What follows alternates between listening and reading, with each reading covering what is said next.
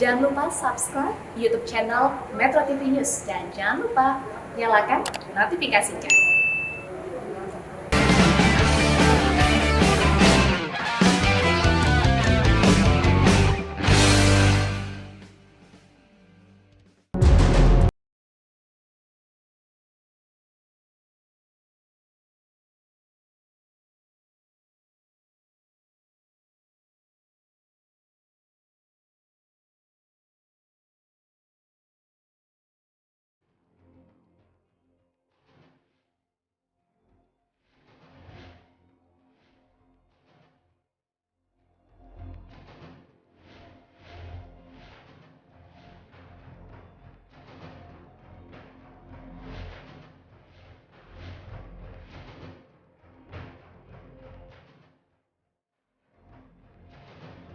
Kalau tidak mampu membersihkan ekor, maka kepalanya yang saya potong.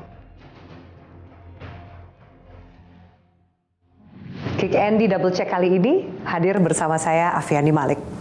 Saya menggantikan Bang Andi Noya yang tengah berhalangan untuk mewawancarai seorang tokoh yang tengah menjadi perbincangan di masyarakat terkait kasus penembakan di Duren 3 serta kasus-kasus lain yang ada di bawah kepemimpinannya. Sudah bersama saya hadir Kapolri Jenderal Polisi Listio Sigit Prabowo.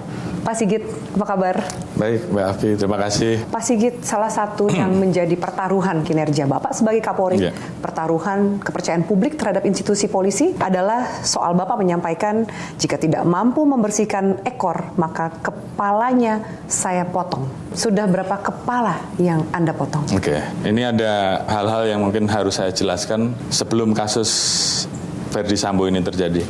Jadi semenjak awal saya dilantik menjadi Kapolri, tentunya di dalam program transformasi menuju Polri yang presisi, itu selalu saya sampaikan bahwa ini saatnya kita berubah dari zona nyaman yang selama ini dianggap oleh teman-teman atau anggota-anggota itu adalah hal yang benar. Tapi di mata publik sebenarnya itu adalah hal yang sebenarnya mengganggu mereka, mencederai masyarakat terkait dengan hal-hal yang selama ini dianggap oleh anggota-anggota itu hal yang benar. Seperti apa Pak? Contohnya yang dianggap oleh anggota hal yang benar tapi ternyata pungli, meresahkan. Oke. Pungli, kemudian budaya setor kepada atasan. Sebenarnya terkait dengan hal-hal itu kita sudah melakukan penindakan ya. Memang selama ini kita tidak publish, tapi terhadap yang kita proses pasti tahu karena kita tangani, kita turunkan propam, dan kemudian kita mutasi, kita demosi. Jadi sudah ada beberapa Kapolda saya kira, kemudian Kapolres, kemudian Direktur yang kita pindahkan karena hal-hal seperti itu. Mungkin kurang lebih ada hampir 25 sampai 30 orang. Ini sebelum kasus Sambo. Sebelum kasus sebenarnya Anda sudah melakukan potong kepala itu. Ya. Pasca kasus Sambo, Pak. Terkait dengan kasus Sambo sendiri sudah jelas bahwa saya sampaikan bahwa saya akan melakukan penindakan tegas tanpa pandang bulu, dan saya kira saat ini Verdi Sambo sendiri sudah kita sidangkan untuk etiknya PTDH dan proses pidananya juga kita proses.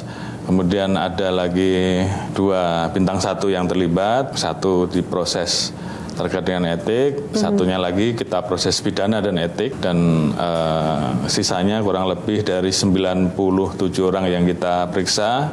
Saat itu 18 kita patsuskan dan 35 orang saat ini sedang menjalani proses sidang kode etik. Jadi ini tentunya menjadi komitmen kami bahwa terkait dengan kasus Sambo ini siapapun yang terlibat pasti kita tindak. Ya. Untuk potong kepala ini Pak, sebenarnya terutama untuk kasus Verdi Sambo, Pak Sigit, banyak anggota polisi yang terjerat di kasus Verdi Sambo ini sebenarnya bisa dikatakan polisi hebat dan polisi yang pintar. Bahkan mereka punya banyak prestasi, lulusan terbaik di sekolah kepolisian.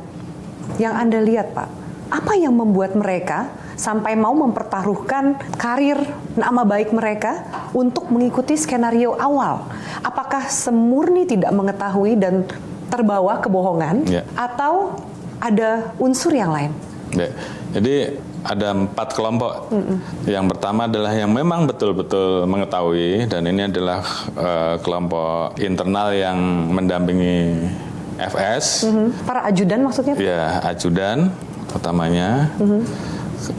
Kemudian kelompok kedua adalah yang tahu pada saat kemudian CCTV ditemukan, namun tetap menutupi. Kenapa mereka tetap menutupi? Ya, karena mungkin ada hubungan psikohierarki ya, terkait dengan yang bersangkutan memiliki hubungan dekat dan juga menjadi anak buah langsung, dan mungkin sudah berhubungan cukup lama sehingga kemudian mereka bimbang harus melakukan apa, karena sebenarnya dia harus memilih bahwa dalam situasi ini, dalam kondisi organisasi sedang mengalami hantaman yang luar biasa, harusnya dia memilih dia terbuka dan menjaga organisasi, tapi pilihannya justru kepada satu pihak ini, menjaga kepada orang yang selama ini dianggap menjadi pimpinannya langsung. Dan ini juga tentunya yang harus saya ingatkan kepada seluruh jajaran bahwa yang namanya Satyaha Prabu, yang namanya kesetiaan terhadap pimpinan, itu tentunya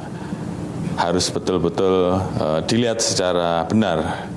Institusi, kesetiaan terhadap institusi itu menjadi hal yang utama yang harus itu dijaga. Harga matinya. Ya, saya selalu sampaikan juga, ini mungkin saya melompat-lompat, bahwa anggota boleh menolak perintah pimpinan yang salah.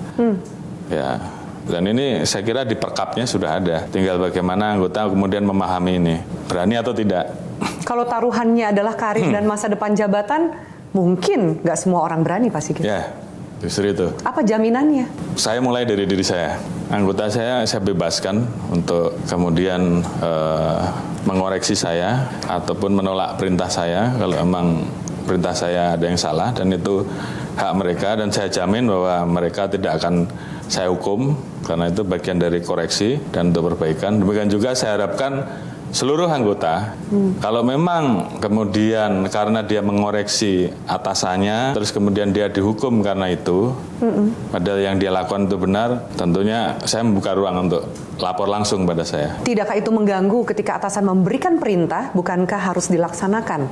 Untuk hal apa mereka bisa memberikan masukan atau koreksi? Adakah hal-hal tertentu, Pak? Ya, tentunya yang sedang kita perbaiki selama ini adalah pada saat saya mulai berangkat menjadi Kapolri, tentunya kan setiap saat saya melaksanakan survei mana hal yang menjadi masalah yang harus kita perbaiki, mana yang disuka terkait dengan institusi Polri, mana yang juga yang tidak disuka terkait dengan penyimpangan-penyimpangan yang sering terjadi. Terhadap hal-hal seperti itu, saya sudah perintahkan untuk tolong diubah. Mulai dari saya memberikan arahan-arahan di dalam setiap Vicon, video conference maksudnya, yang secara rutin kita laksanakan. Pada saat saya melaksanakan kunjungan-kunjungan ke daerah, pada saat saya memberikan arahan di acara-acara penutupan pendidikan atau pembukaan pendidikan atau raker-raker di setiap satker, itu selalu saya sampaikan. Dan itu nggak normatif, Pak Ya. Sigit. Berarti memang itu ada ruang yang benar-benar bisa ditempuh untuk memberikan masukan. Bukan hanya kata-kata manis di sebuah konferensi saja. Selalu saya sampaikan hasil survei ini loh yang disukai oleh masyarakat tentang Polri, dan ini harus dipertahankan. Ini yang tidak disukai.